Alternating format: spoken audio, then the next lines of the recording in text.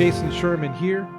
In today's episode of Zero to CEO, I have with me CEO and tech entrepreneur Gil Mayron. Welcome to the show, man. Hi, thanks for having me. Cool. And today's topic is going to be how to use automation to scale your business. And we're talking some science fiction stuff, but now we have it in today, right? We have a lot of automation when it comes to, on factory floors to build cars. You see the big robotic arms.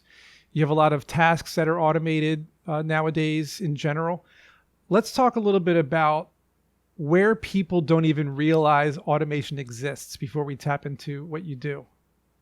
Sure. So automation right now and the kind of stuff that we do, even though we'll tap into that, we're taking on any repetitive task where you don't really need to use your brain, so to speak, right? There's no thought, there's nothing there you have to process to get it done. And even if you do, on some of the remedial tasks, we have a lot of AI and then a lot of vision systems that can handle a lot of stuff now as well.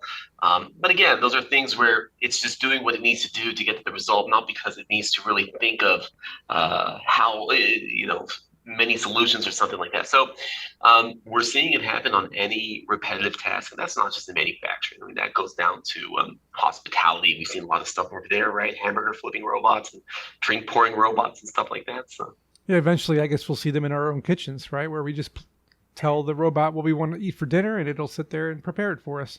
Well, you do. I mean, people have a Roomba now. You can tell it to go clean your floors, and it does. I have a Roomba. Yeah, I don't clean my floors anymore. That's a good point. That's Right. some automation right there. I'd see it. I didn't even think of that. I have a Roomba. You know, one thing where I noticed it comes in handy for me in particular is I have to I program this hotkey program that I have where I do a point and click and a close and like maybe a task on my on a browser where I have like 50 tabs open, and it'll do the task, go to the next tab, do the task, and keep closing the tabs over and over again. I just let it do it for like an hour, and I just saved myself all that time. So is that one of the things that we might see is people that they don't have to use the computer as often because there's going to be some sort of automated task for maybe even technology professionals?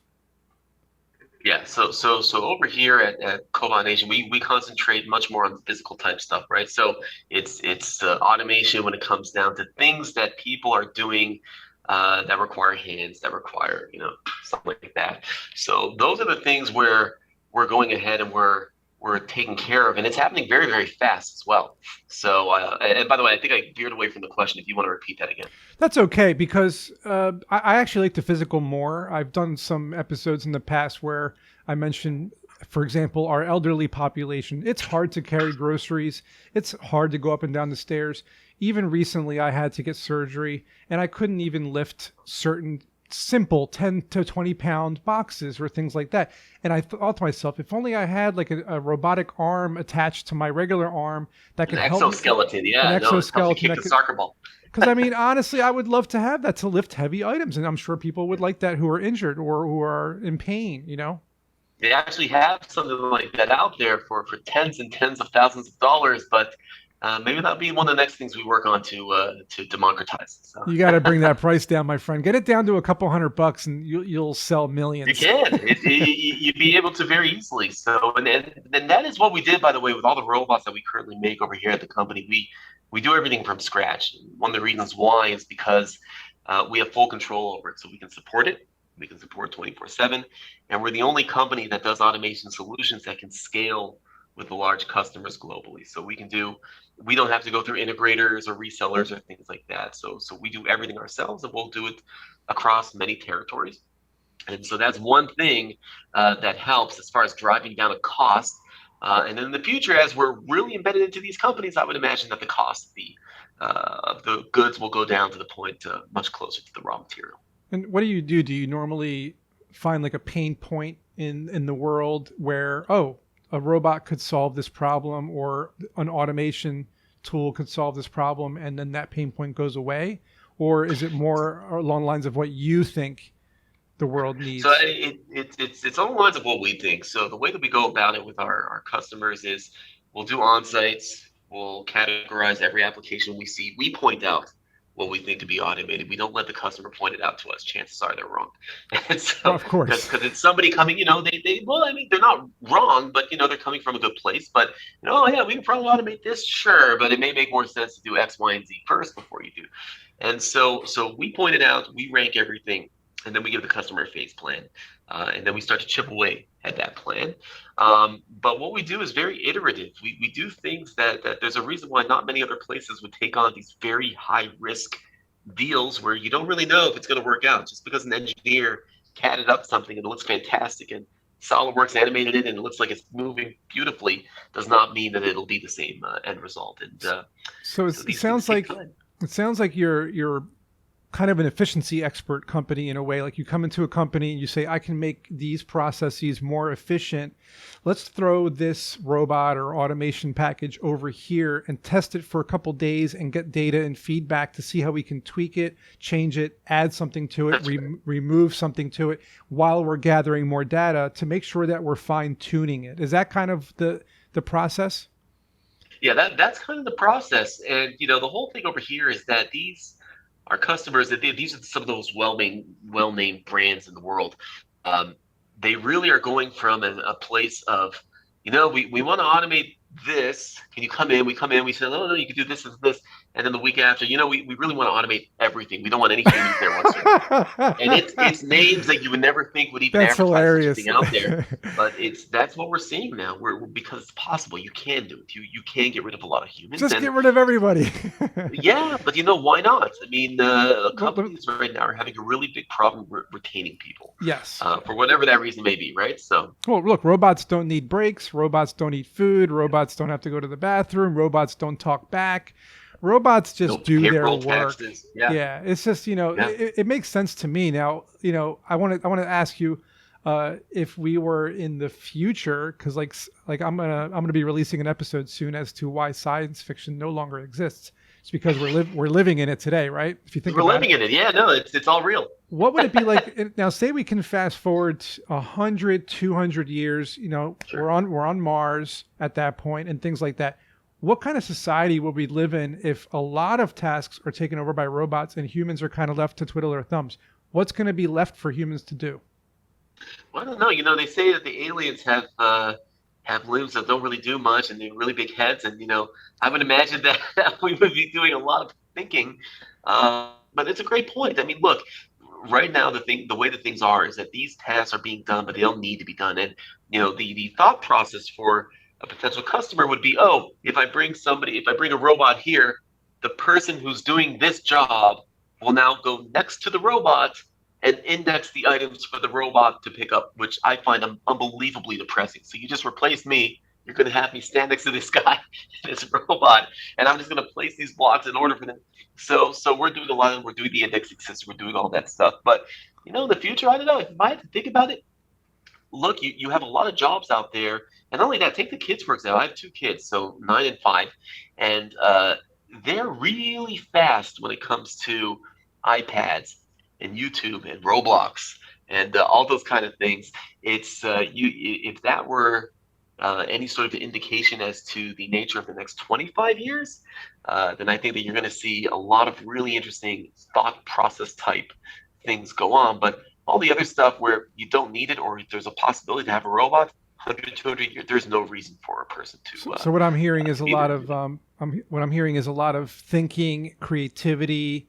Yes. That kind of stuff is going to be more human, and then the more physical and the more tedious and repetitive is going to be more robotic. That makes a lot of sense. Somebody will think of the pyramid, but they won't have to. They won't have to build it. Makes a lot of sense. So now tell me a story about one of your clients, if you're able to tell me one, where a robot that you put together, or a package you put together, drastically improved the efficiency in that business and how it changed it. Sure. So I can tell you, we're working with one of our clients. They deal with food processing. I won't say what kind of food, because Sure. I think that would give a lot away, but food processing. And so they have, within one region, they have 4, maybe 5 plants. Each one of these plants has about 4,000 people each in them. Wow. And about 90% of the people, more than 90% of the people, do what they call tasks that they just want to get a robot in to do it.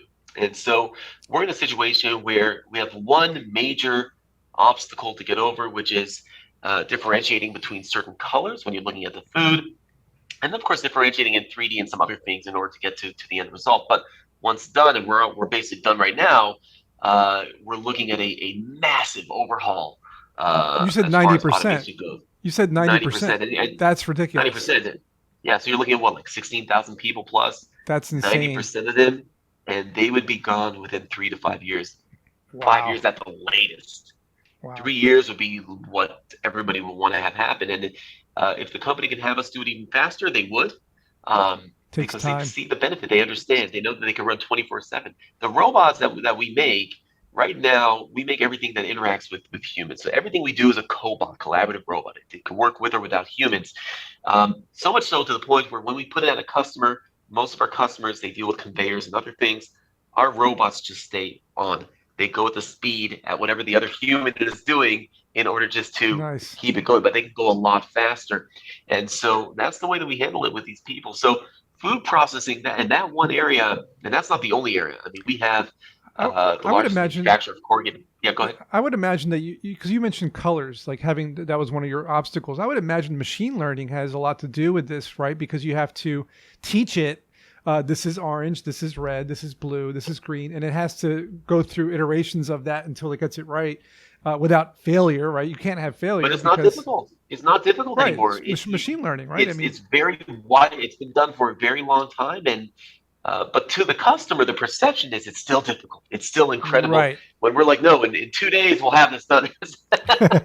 They want to Yeah. take their time so that there is no issues, and that Until they way. see it done, they didn't want to go as much as possible. So, Yeah, no, I get it. I think maybe people have watched Terminator too many times and they're afraid that their factory will turn on them. Maybe who knows what's taking them so yeah, long. no, it could certainly be. I mean, you do have security issues are going to be something that come into play Cyber attacks and big things like time, that. no doubt. I mean, if somebody is connected to a network, everything is on the network. We pride ourselves on working on a dashboard that we're giving to customers so that they can see everything on the factory floor. Yeah, security is going to be a massive issue that comes up, and I can only imagine what somebody could do if they were to patch into a system. How do It's you not going to be the same as how do you prevent yeah, that? Because like I mean, you're talking. I mean, if you can keep the network in the factory away from the internet, I mean, isn't there a way to keep them it's still apart? yeah, but even still, you have other things. You have rogue personnel and stuff like that, and so you just have to be able to account for many Spies, many things. Now, the good news is that we can just simply reset, restart, and have everything start to go right over again right? from the beginning. But at the end of the day, I think it's going to be a very big issue that comes up. It's no longer just a hacker going into maybe a point of sale system to a large company and hey, I'm gonna seize this up, and it's way more than that. They can do that, and now they can go in and actually deal with a potential robot doing something and stop it from doing something. And then, of course, you have to have plans in place for what happens if that happens, and all those kind of things. And what are the things that you have in place when that happens? Because Sure. No. I'm just So for picturing a larger scale, no, factory with absolutely. robots just attacking Yep. everybody. So for larger scale customers where we have many robots on the line, that's something where we can easily compensate for that stuff. So if a certain robot goes down, then the others know to take up, and you really don't have any loss over there, depending on what it is. Maybe a little loss in throughput, but at least it gives you time to do things and fix things. That's one method of going about things. Other than that, everything we could do through remotely, everything we could do when we come on site. It's really natural in the same way that you would do any other capital equipment, whether it's a 3D printer or CNC. If something were to break, we're there. We got to fix it. So uh, the future will tell us what to do. Is there? I mean, just I'm just curious. Like I've seen enough movies to know that robots are usually repairing themselves on the fly. Is there any kind of way for? Is there like a robot Sure. technician on hand that's fixing the robots in the factory, or is this something where humans still have to intervene? Sure. So right now we're very lucky. We don't need anybody on hand to fix the robots, and if it's needed, they already get the training, and it's very minimal type stuff. We handle everything for the customer, the install, the support, the whole thing. Um, as far as a robot breaking with the dashboard, we would know, for example, if a belt was loose before the robot even broke, because we'd see some sort of a data spike or something along those lines. And so we do have some preventative maintenance in there in order to help us get, it's almost like you have a vision system that helps the robot get to a quadrant, and you have another one that really helps it get pinpoint to go really fast. But if you only had one, it's really going slow to get to the quadrant and pinpoint. And so it's just about having multiples of certain things in order to get it done. Preventative maintenance, that's very smart. So using software to analyze the data and be able to predict what's about to happen. I like that. That's a very smart We have to, and we're the only ones who are doing this right now. So yeah, it sounds like you've automated the automation. It sounds like you automated. No. So well, in when a you're way, taking on but when you're taking on customers where you have the ability to affect their projections and they're publicly traded, I mean, these guys will come after you. There's going to be a massive issue. And so you want to show them protect that yourself. You put as much thought as possible into it. And so when we were dealing with them, we understood that having a preventative maintenance dashboard would help a lot. Love it. So how can people tap into this Cobot Nation? Where can they find more about it? How can a business potentially use this? Sure. So Facebook, Instagram, LinkedIn, all the above. And of course, our website, cobotnation.com. Yeah. Cool, man. Awesome, Gil. Thank you. And I'm glad that two humans were doing this and not robots. Well, because one of these days I'm going to be replaced by a robot. It's going that fast. In 2 months, just robots, no humans. And you said 100, 200 years. I'm like, well, I don't know. Maybe in like 10 years. It's yeah. Not if Elon keeps trying to buy Twitter. He won't have money to take everybody to Mars. We got to get to Mars first, man. That's what I'm saying. Awesome, Gil. Thank you. Mars, Mars, I'll leave you with this. Space farming. There's a lot more real estate up there to do some farming than there is over here. Absolutely. We'll be at the moon and Mars before we know it. Very good. Awesome. Yeah, thank you very much. No problem. And we'll see everybody in the next episode.